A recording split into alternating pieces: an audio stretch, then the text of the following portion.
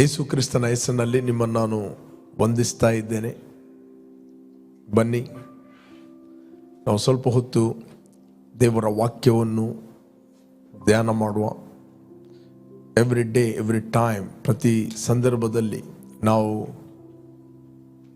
ದೇವರ ವಾಕ್ಯವನ್ನು ಧ್ಯಾನ ಮಾಡುವುದು ಅಂದರೆ ನಮ್ಮನ್ನು ಕಾಣುವ ಆತನನ್ನು ನಾವು ಕಾಣುವಂಥದ್ದಾಗಿದೆ. ನಮ್ಮ ನೋಡುವ ಆತನನ್ನು ನಾವು ನೋಡುವಂಥದ್ದಾಗಿದೆ.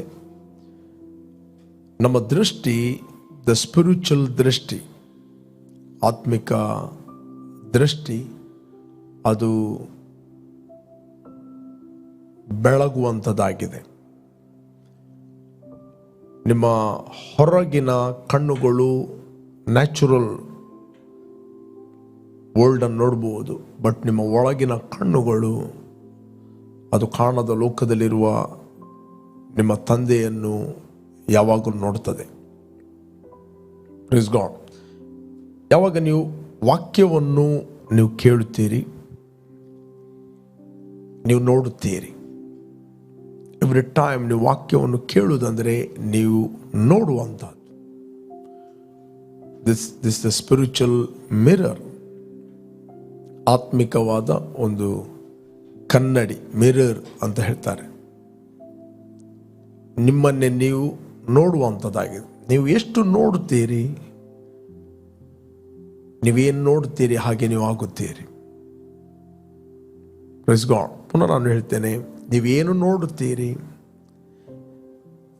ನೀವು ಅದೇ ಆಗುತ್ತೀರಿ. ನನ್ನ ವಚನ ಅಲ್ಲ, ಸತ್ಯವೇದ ಹೇಳ್ತದೆ. ಸತ್ಯವೇದ ಹೇಳ್ತದೆ. 2 Corinthians 3 chapter 17, 18, 19 verse. 2 ಕೊರಿಂಥ 3ನೇ ಅಧ್ಯಾಯ 17ನೇ ವಚನ. ಆ ಕರ್ತನು ದೇವರ ಆತ್ಮನೇ. ಕರ್ತನ ಆತ್ಮನು ಯಾರಲ್ಲಿ ಇದ್ದಾನೋ ಅವರಿಗೆ ಬಿಡುಗಡೆ ಉಂಟು.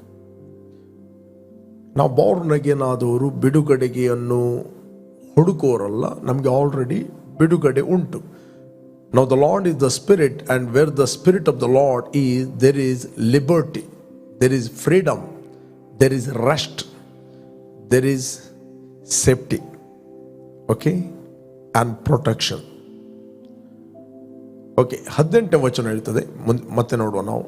18ನೇ ವಚನ ಹೇಳ್ತದೆ, ನಾವೆಲ್ಲರೂ ಮುಸುಕು ತೆಗೆದಿರುವ ಮುಖದಿಂದ ಕರ್ತನ ಪ್ರಭಾವವನ್ನು ದರ್ಪಣದಲ್ಲಿ ಕಾಣಿಸ್ತದೋ ಎಂಬಂತೆ ದೃಷ್ಟಿಸುವರಾಗಿದ್ದು, ಪ್ರಭಾವದಿಂದ ಅಧಿಕ ಪ್ರಭಾವಕ್ಕೆ ಹೋಗುತ್ತಾ ಆ ಪ್ರಭಾವದ ಸಾರೂಪ್ಯವುಳ್ಳವರೇ ಆಗುತ್ತೇವೆ.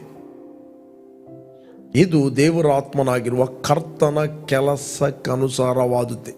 ನಿಮ್ಮ ಒಳಗೆ ಪವಿತ್ರ ಆತ್ಮನು ಇದ್ದಾನೆ, ಇದು ದೇವರ ಆತ್ಮನ ಕೆಲಸ. But we all with unveiled face beholding as in a mirror the glory of the Lord are being transformed into the same image from glory to glory, just as by the Spirit of the Lord. Praise God. The Spirit of the Lord, just as by the Spirit of the Lord. ನೀವೆಷ್ಟು ನೋಡುತ್ತೀರಿ ವಾಕ್ಯದ ಮೂಲಕ ನಿಮ್ಮನ್ನು ನೀವು ಅದೇ ಸಾರೂಪ್ಯವುಳ್ಳವರಾಗುತ್ತೀರಿ. Praise God. The glow, ದೇವರ ಮಹಿಮೆಯನ್ನು ನೀವು ಮಿರರಲ್ಲಿ ನೋಡುತ್ತೀರಿ. ಲಿಸನ್, ನಿಮ್ಮ ಮುಂದೆ ನೀವು ಕನ್ನಡಿಯಲ್ಲಿ ನೀವು ನೋಡುತ್ತೀರಿ. ಯಾರನ್ನು ನೋಡುತ್ತೀರಿ? ನೀವು ನಿಮ್ಮನ್ನು ನೀವು ಕನ್ನಡಿಯಲ್ಲಿ ನೋಡುತ್ತೀರಿ. ಕನ್ನಡಿ ಯಾವತ್ತು ಪ್ರತಿಬಿಂಬಿಸ್ತದೆ ನಿನ್ನ ಮುಖವನ್ನು. ನೀನು ಯಾರಾಗಿದ್ದೆ ಅಂತ ಎವ್ರಿ ಡೇ ನಿನ್ನ ನೋಡುತ್ತಿ. Praise god. ಆ ಕನ್ನಡಿ ಒಳಗೆ ಇದ್ದವನು ರಿಯಲ್ ಅಲ್ಲ, ಇಲ್ಲಿ ನಿಂತವನು ನೀನು ರಿಯಲ್. ನೀನು ಕನ್ನಡಿಯ ಮುಂದೆ ನಿಂತರೆ, ಮಿರರ್ನ ಮುಂದೆ ನಿಂತರೆ, ಆ ಮಿರರ್ನ ಒಳಗಿದ್ದವನು ರಿಯಲ್ ಅಲ್ಲ. ಎಲ್ಲಿ ನಿಂತ್ಕೊಂಡು ನೀನು ನೋಡ್ತಾ ಇದ್ದೀಯೋ ಅವನು ರಿಯಲ್ ಪರ್ಸನ್, ನಿಂತವನು. ಅದೇ ರೀತಿ ಬೈಬಲ್ ಹೇಳ್ತದೆ, ನಾವು ದೇವರ ಪ್ರಭಾವವನ್ನು ದರ್ಪಣದಲ್ಲಿ ನೋಡುತ್ತೇವೆ. That means you are the glory of God. ಅದರರ್ಥ ನಿಮ್ಮನ್ನೇ ನೀವು ನೋಡುವಂಥದ್ದು. ದೇವರ ವಾಕ್ಯ ಹೇಳ್ತದೆ, ನಿಮ್ಮನ್ನು ದೇವರ ಪ್ರಭಾವ, you are the glory of God. ಯಾಕೆ ನೀವು ನಿಮ್ಮನ್ನು ಗ್ಲೋರಿ ಆಫ್ ಗಾಡ್ ಅಂತ ಹೇಳ್ತೀರಿ? ಯಾಕಂದರೆ ದೇವರು ಪ್ರಭಾವ ಸ್ವರೂಪನಾದ ದೇವರಾಗಿದ್ದಾನೆ. ಆ ಪ್ರಭಾವ ಸ್ವರೂಪನಾದ ದೇವರಿಗೆ, ನಾನು ನಿನ್ನೆ ಮಾತಾಡ್ತಾ ಇದ್ದೆ, ಪ್ರಭಾವ ಸ್ವರೂಪನಾದ ದೇವರಿಗೆ ಪ್ರಭಾವ ಸ್ವರೂಪಿಯಾದ ಮಕ್ಕಳಾಗಿ ನಾವು ಹುಟ್ಟಿದ್ದೇವೆ. Praise God. ಪ್ರಭಾವ ಸ್ವರೂಪಿಯಾದ ದೇವರಿಗೆ ಕ್ರಿಸ್ತನಲ್ಲಿ finished work of the cross, ಯಾವಾಗ ನಾವು ನಂಬಿದ್ದೇವೆ, ನಾವು ದೇವರ ಮಕ್ಕಳಾಗಿ ಹುಟ್ಟಿದ್ದೇವೆ.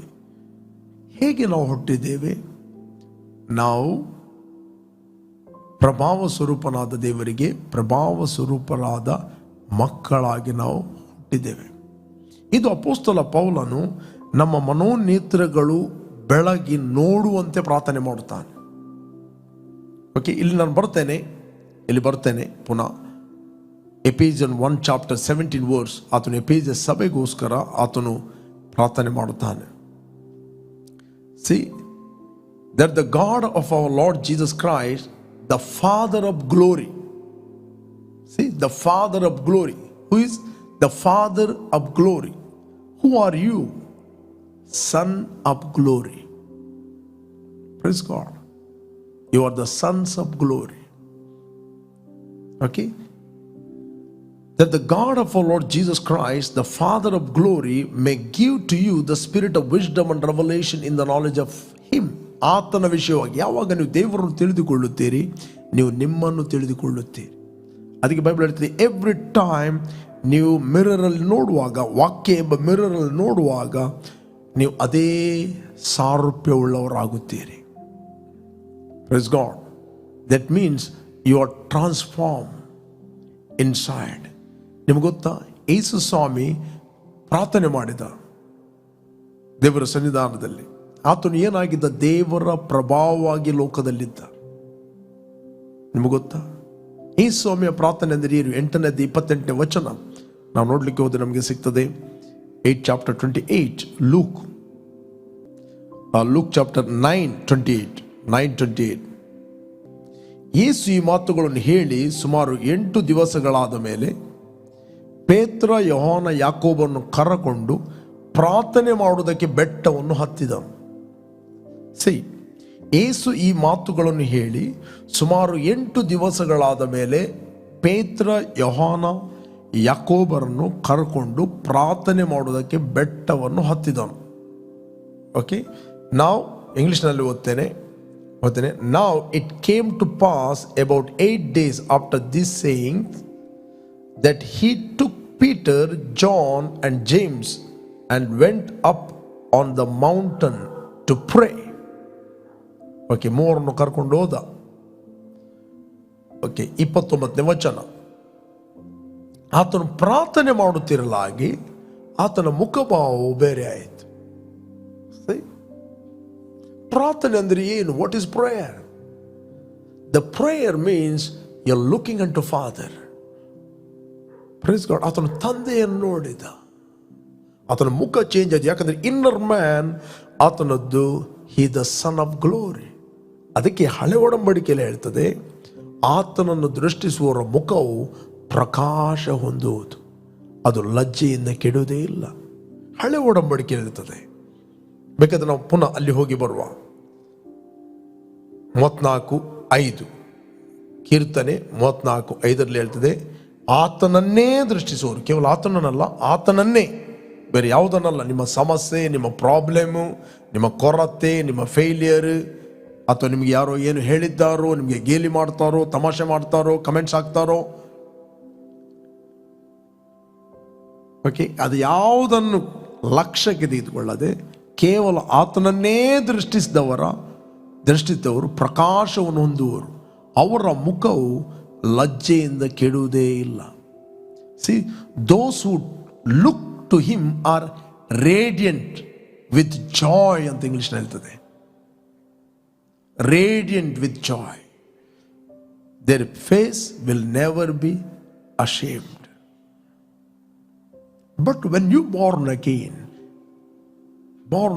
ನಿಮ್ಮ ಒಳಗೆ ಪ್ರಭಾವ ಸ್ವರೂಪನಾದ ದೇವರ ಆತ್ಮನು ನಿಮ್ಮ ಒಳಗೆ ಇದ್ದಾನೆ. ನೀವು ಪ್ರಭಾವ ಸ್ವರೂಪನಾದ ದೇವರಿಗೆ ಪ್ರಭಾವ ಸ್ವರೂಪನಾದ ಮಕ್ಕಳಾಗಿ ನೀವು ಹುಟ್ಟಿದ್ದೀರಿ. When you looking unto him by faith, ನಿಮ್ಮ ಇನ್ನರ್ ಮ್ಯಾನ್ ಯಾವಾಗ ನೋಡುತ್ತೆ ಅದನ್ನು ರೇಡಿಯಂಟ್ ಆಗುತ್ತಾನೆ. ಇಲ್ಲಿ ಸತ್ಯವೇದದಲ್ಲಿ ಯೇಸು ಕ್ರಿಸ್ತನು ಪ್ರಾರ್ಥನೆ ಮಾಡುವಾಗ ಆತನ ಮುಖಭಾವ ಬೇರೆ ಆಯಿತು. ಇದೇ ಅಪೊಸ್ತಲ ಪೌಲನು ನಾವು ನೋಡ್ತೇವೆ, ಒಂದು ಪ್ರಾರ್ಥನೆ ಮಾಡ್ತಾನೆ, ನಮ್ಮ ಕರ್ತನಾದ ಯೇಸು ಕ್ರಿಸ್ತನ ದೇವರು ಪ್ರಭಾವ ಸ್ವರೂಪನಾದ ತಂದೆಯು. ಪ್ರಭಾವ ಸ್ವರೂಪನಾದ ತಂದೆ, the father of glory. He is the Father of glory, you are the Son of glory, sons of glory. ಅದಕ್ಕೆ ಬೈಬಲ್ ಹೇಳ್ತದೆ, ಯಾವಾಗ ನೀವು ಎವ್ರಿ ಟೈಮ್ ನೀವು ವಾಕ್ಯವನ್ನು ಕೇಳುವುದಂತ ಹೇಳಿದರೆ ನೀವು ನಿಮ್ಮ ಮಿರರ್ ಅನ್ನು ನೋಡುವುದು, ನಿಮ್ಮನ್ನು ನೀವು ನೋಡುವುದು, ನೀವು ದೇವರ ಮಹಿಮೆಯನ್ನು ನೋಡುವುದು. ಯಾರು ದೇವರ ಮಹಿಮೆ? ನೀವೇ ದೇವರ ಮಹಿಮೆ ಆಗಿದ್ದೀರಿ. Praise God. ನೀವು ದೇವರ ಮಹಿಮೆ. ನೀವು ಮಿರರ್ನ ಮುಂದೆ ನೋಡ್ತೀರಿ, ರೈಟ್? ಅದರ ಒಳಗಿದ್ದವನು ರಿಯಲ್ ಅಲ್ಲ, ನಿಂತುಕೊಂಡವನು ರಿಯಲ್. ನಿಮ್ಮನ್ನು ನೀವು ಮಿರರಲ್ಲಿ ನೋಡ್ತೀರಿ.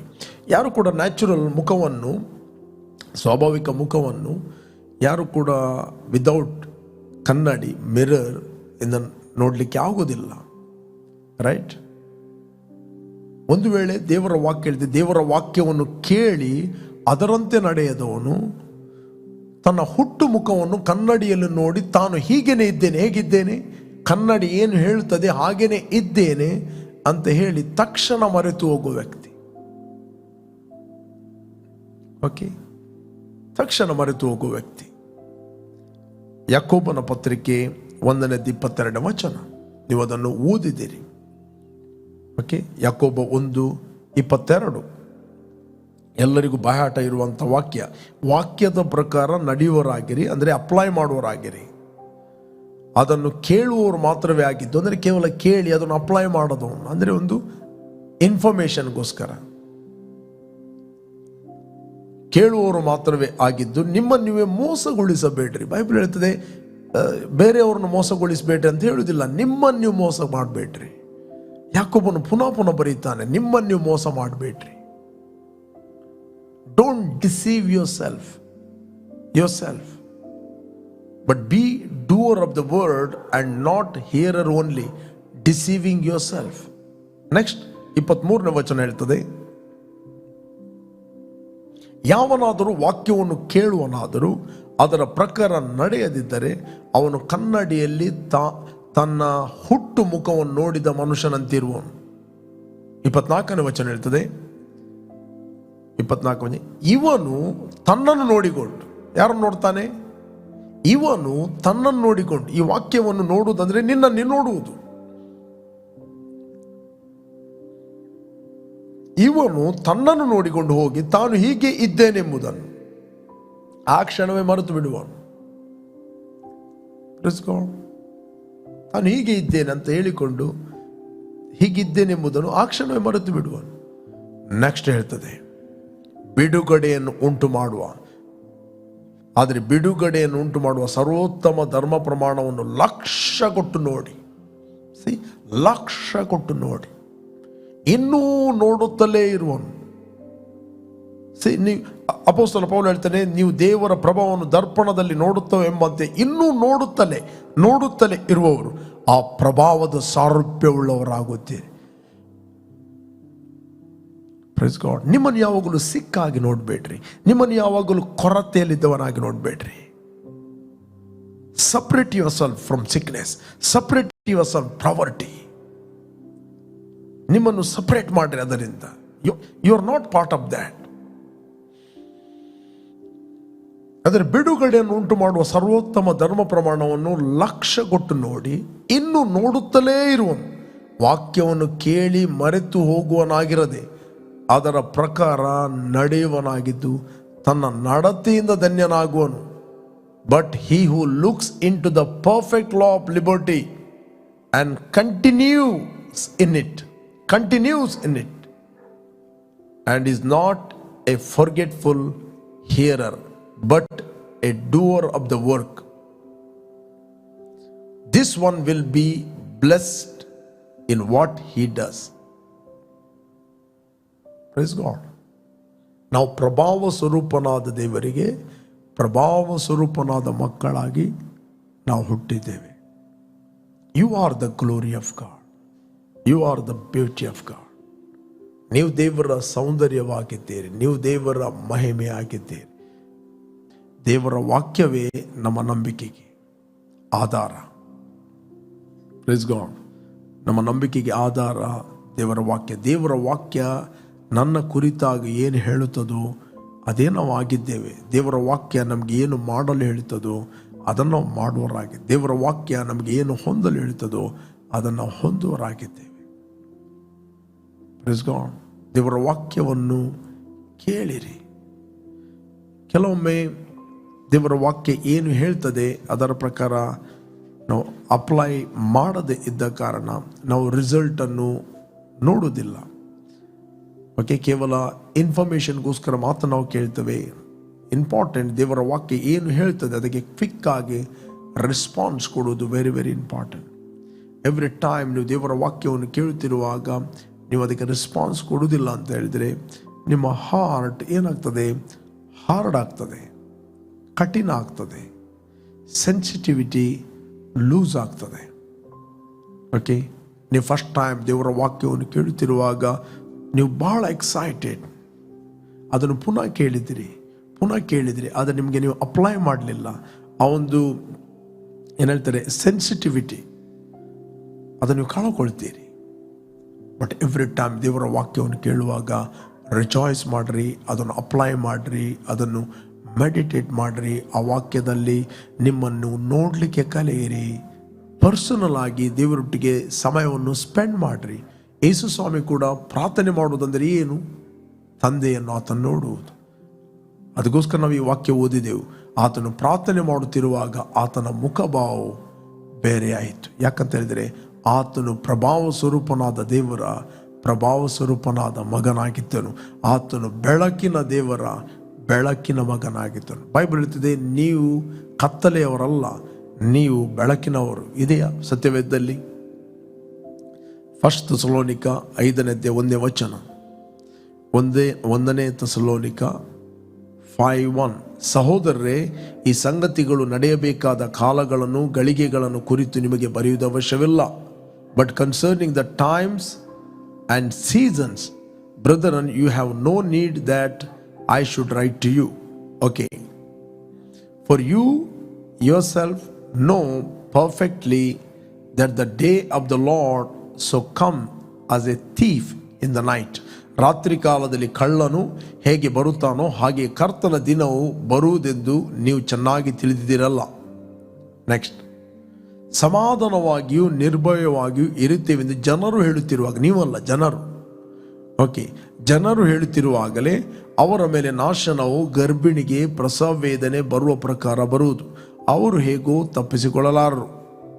ಓಕೆ, ಆದರೆ ಸಹೋದರಿ, ಇದು ವೆರಿ ಇಂಪಾರ್ಟೆಂಟ್. ಆದರೆ ಸಹೋದರರೇ, ಆ ದಿನವು ಕಳ್ಳನಂತೆ ನಿಮ್ಮ ಮೇಲೆ ಬರತಕ್ಕದಲ್ಲ. ನೀವು ಕತ್ತಲೆಯಲ್ಲಿರುವವರಲ್ಲ. But you brethren are not in darkness, so that this day should overtake you as a thief. Okay, ನೀವೆಲ್ಲರೂ ಬೆಳಕಿನವರು. ಇಂಗ್ಲಿಷ್ ಹೇಳ್ತದೆ, you are all sons of light, sons of the day. You are the sons of the light. He is the father of the light. He is the father of glory. You are sons of glory. He is the father of light. You are sons of light. ನಾನು ಹೇಳಿದಲ್ಲಿ ಯೇಸು ಹೇಳಿದೆ, you are the light of the world. You are the salt of the earth. You are a solution maker. You are a problem solver.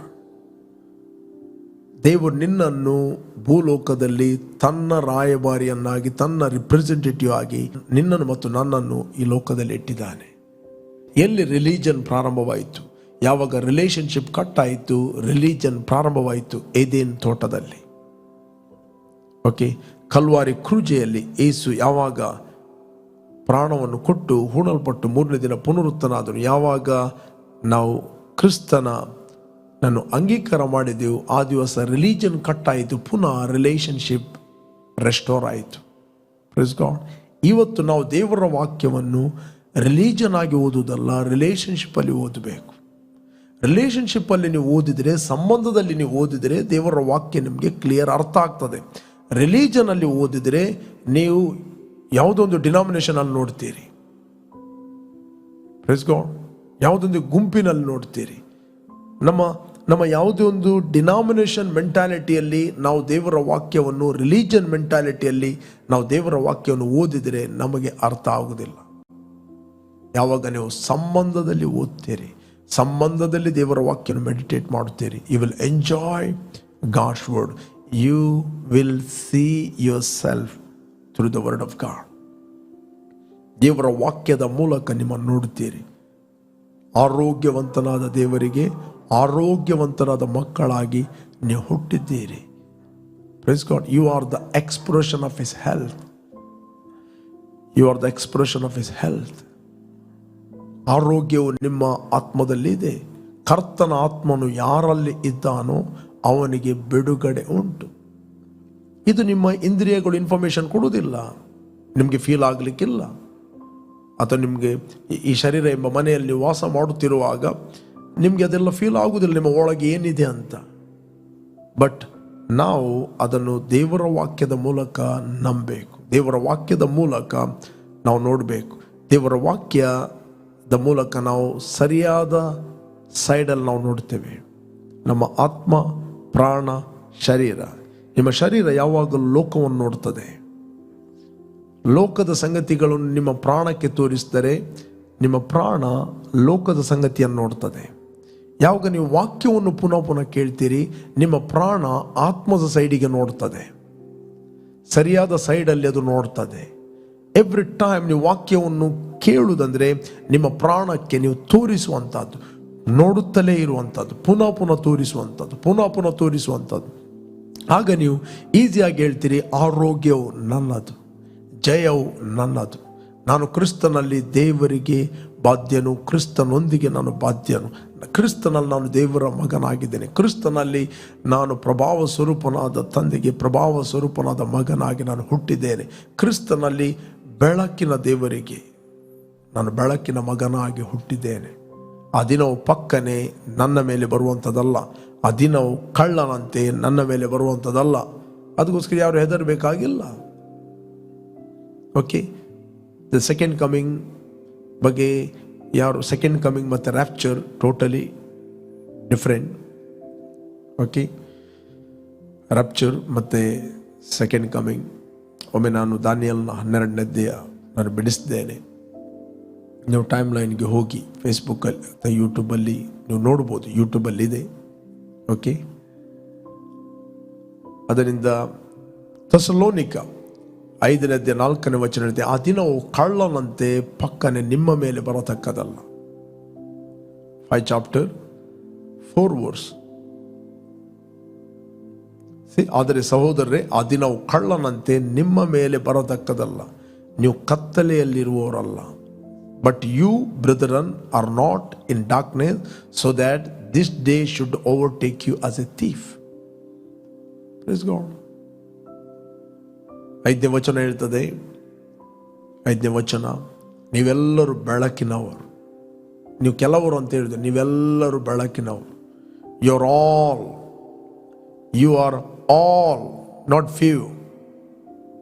Born again ಆದ you are all sons of light. ಎಲ್ಲಿಂದ ನೀವು watch ಮಾಡ್ತಾ ಇದ್ದೀರಿ, ಯಾವ ಕಂಟ್ರಿಯಿಂದ watch ಮಾಡ್ತಾ ಇದ್ದೀರಿ, you are all sons of light. Just meditate that truth. ಈ ಸತ್ಯಾಂಶವನ್ನು ಮೆಡಿಟೇಟ್ ಮಾಡಿರಿ. Father, I thank you in Christ. ತಂದೆ, ನಿನಗೆ ನಾನು ಸ್ತೋತ್ರವನ್ನು ಸಲ್ಲಿಸ್ತಾ ಇದ್ದೇನೆ.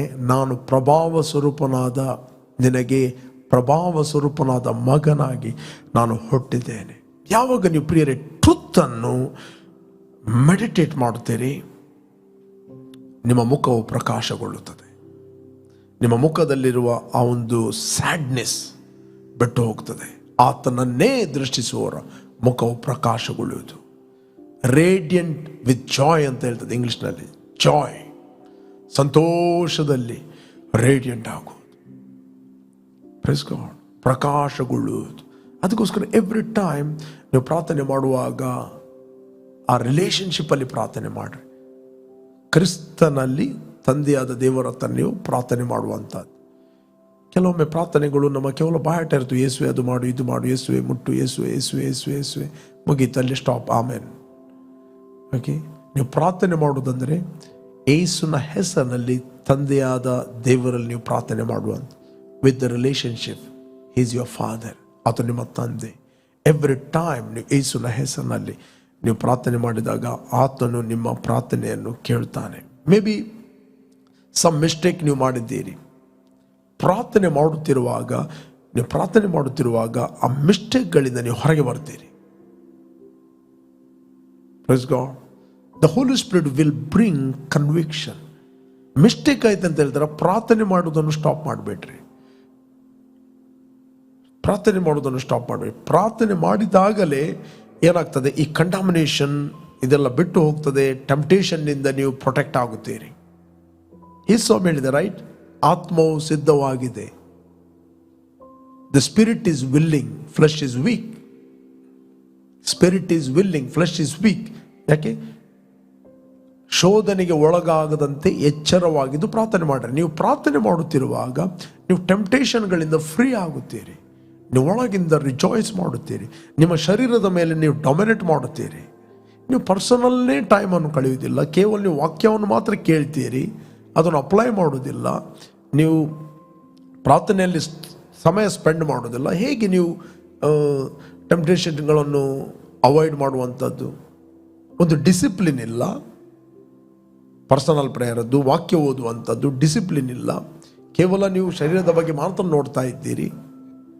ಒಂದು ರಿಲೀಜಿಯಸ್ ಆಗಿ ಒಂದು ಚರ್ಚಿಗೆ ಹೋಗಬೇಕು ಅಥವಾ ಒಂದು ಪ್ರಾರ್ಥನೆ ಕೇಳಬೇಕು ಅಥವಾ ಒಂದು ಚಾಪ್ಟರ್ ಓದಬೇಕು ಅಂತ ಓದಿದರೆ, ಕಣ್ಣು ಮುಚ್ಚಿ ಕನ್ನಡಿ ನೋಡಿದರೆ ಯಾರಿಗೆ ಕಾಣ್ತದೆ? ಕತ್ತಲೆ ಕೋಣೆಯಲ್ಲಿ ಕನ್ನಡಿ ನೋಡಬೇಕೆಂದು ನೋಡಿದರೆ ಯಾರಿಗೆ ಕಾಣ್ತದೆ? ಕನ್ನಡಿ ನೋಡಲಿಕ್ಕೆ ಒಂದು ಉದ್ದೇಶ ಇದೆ. ಯಾಕೆ ನೋಡ್ತೀರಿ?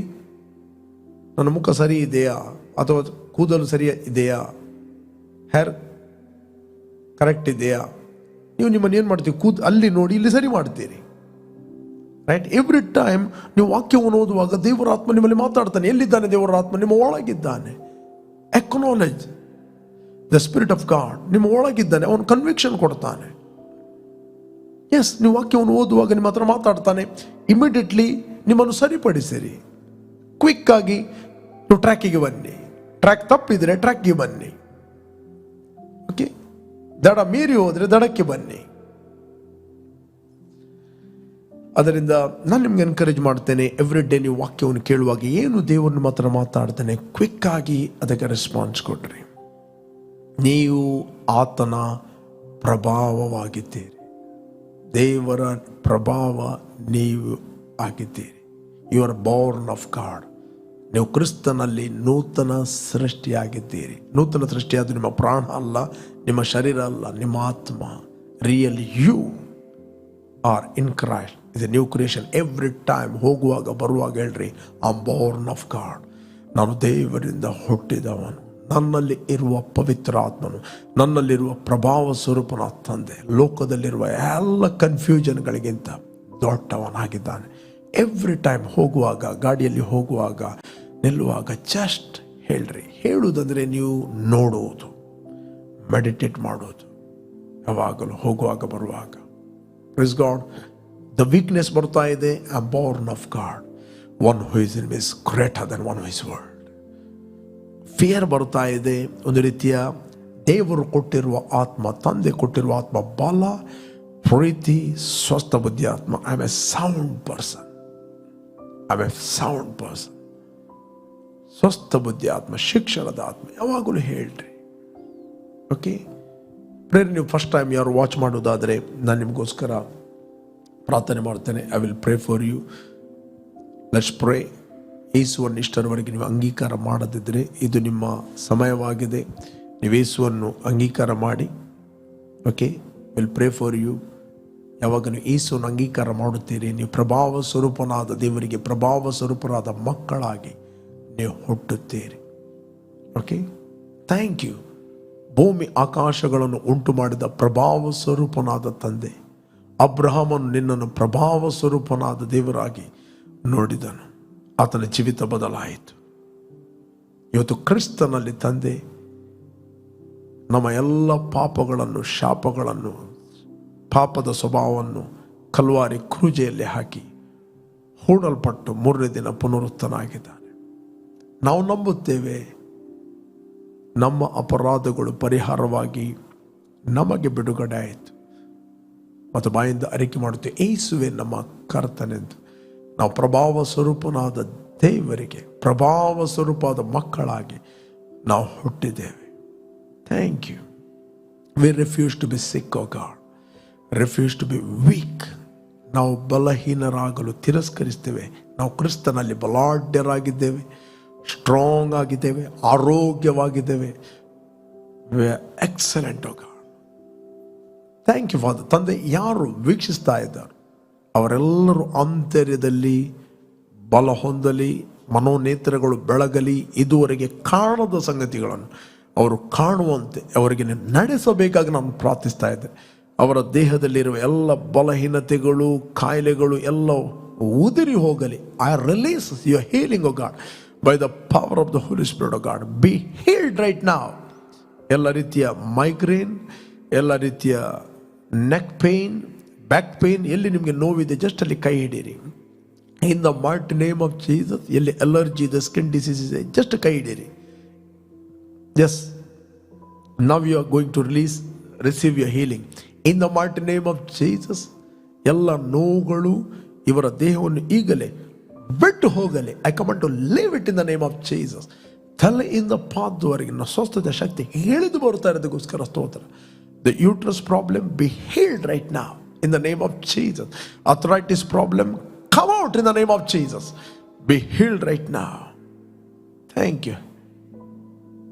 Skin disease, I destroy your power. Be healed right now.